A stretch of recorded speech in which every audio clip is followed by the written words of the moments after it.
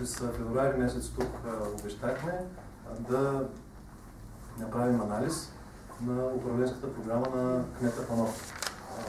Обещахме да го направим още през февруари, малко се забавихме, тъй като бяхме в коалиционен формат на онази пресконференция, но ние, а именно Движение България на гражданите, Велико Търново, отдавна сме готови с своята позиция и сега ще ви я поднесем.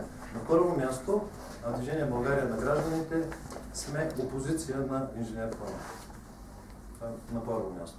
Второ, по отношение на програмата му, която е официален документ, знаете, по закон, предложен лично от него, т.е. текстовете и сроковете вътре са предложени лично от него и гласувани от Общинския съвет още в началото на мандата през февруари 2012 година. Скоро след нашето февруарско изявление от БСП направиха някои критики към изпълнението на управленската програма, а това е ключов документ, управленската програма на всеки един български кмет. Т.е. този документ трябва да се спазва и да се изпълнява. На всичкото отгоре, пак казвам, той е предложен лично от кмета. В този смисъл, ангажиментите, които е поел, са лично негови. По наша оценка обаче, критиките, които отправиха от БСП, бяха доста меки. Отговорът, който последва от инженер Панов, че 85% от програмата е изпълнена, ще оставя на вас да прецените. Според нас не е така. И според приложението на програмата, където има разписани дейности и срокове, до края на 2015 година, трябва да бъдат изградени следните и да се случат следните обекти и събития. Още едно Търновско училище трябва да има енергийна ефективност. Трябва да има изграден лифтов транспорт на Царевец, Трапезица, Арбанаси с паркинг. Ще бъде изграден фуникулятор с паркинг на улица Никола Пикова. Ще има зарядна станция за автомобили.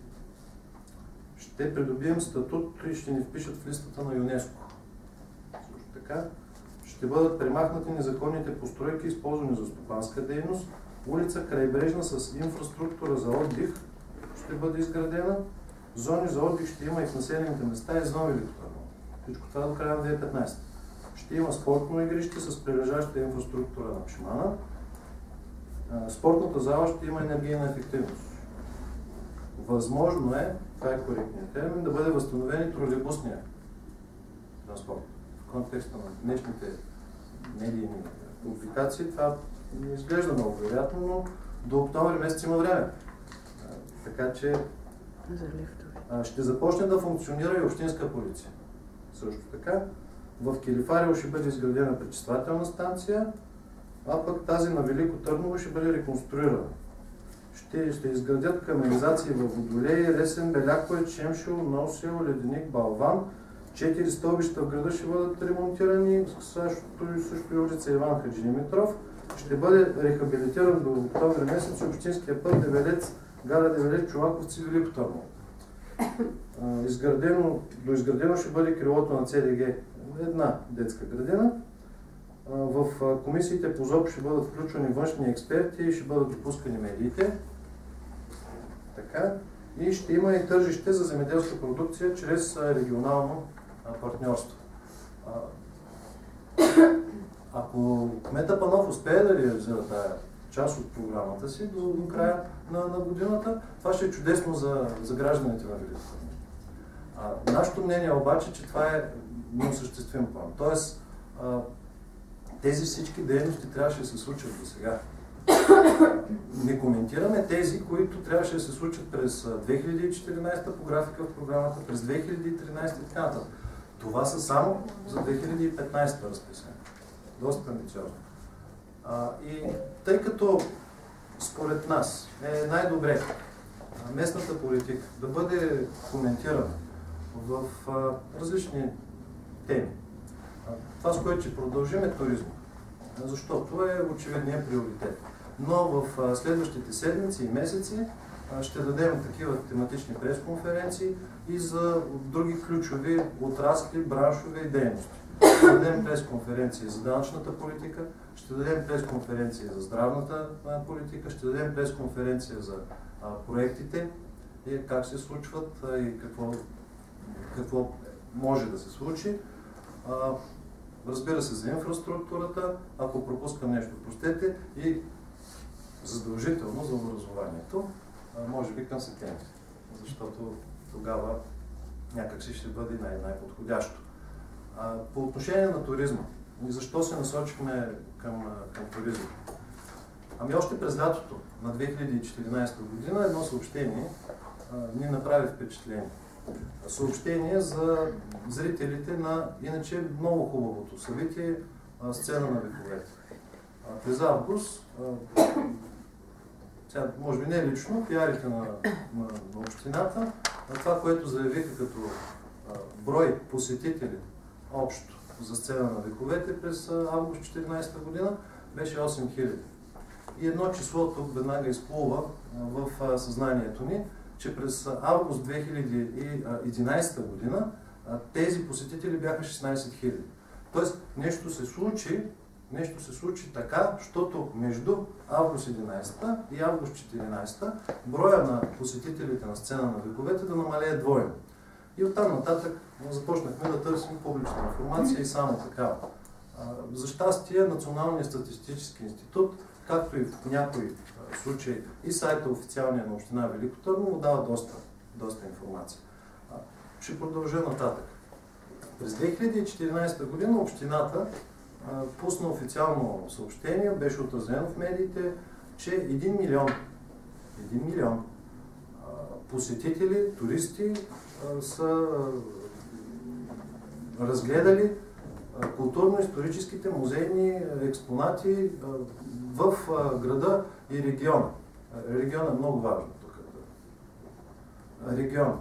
Защото е едно понятие, което е достатъчно широко. Не става дума за област Велико Търново, защото там се измерим.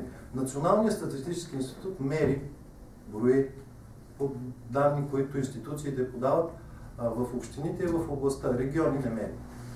В този смисъл, 1 милион посетители на музейните сбирки в общината и в областта никак не кореспондира с това, което Националният статистически институт подава. А именно малко над 300 000. Разбирате. Оттам нататък ключовата дейност на общината по отношение на управлението на туризма е организирането на целия бранш. През 2015 година, сега преди може би месец-два, отново официално беше обявено, че община Велико Търново има за цел да достигне 1 милион туристи и че към настоящия момент 35% от брутния продукт на общината се формира от туристическия бранш и свързани с него. Сега, какво показва официалния регистър на община Велико Търново, както и Националния статистически институт по отношение на леглата? Беше заявено също така в същото това изявление, че броя на леглата е 6000 вече в Велико Търново. Не е 6000. Близо. Коректното понятие беше близо 6000. Всъщност са 3000 малко отгоре. Кой казва, че са 3000? Статистиката. Това, което казва регистъра, сега, в страницата на общината, в меню финанси и икономика има регистър на населените места. Всички общини в България са задължени да водят такъв регистър. И нашата община също го води. От този регистър се вижда, че има 26 хотела, общо 157 места за настаняване и като тук са включени и тези с по една стая. Ще ви кажа каква е разликата. И общо над 3000 легла. Ама кой казва, че са 6 и кой 3? Да. Национален статистически какво казва? Или териториално? В сайта Кмета БГ. Да. Там официално беше заявено, че общината има за цел 1 милион туристи, 45% от брутния вътрешен продукт на общината се формира от туризма и в свързаните браншове и че леглата са близо 6000. Какво показва Националният статистически институт? Той работи по европейски правила и не брои местата за настаняване под 10.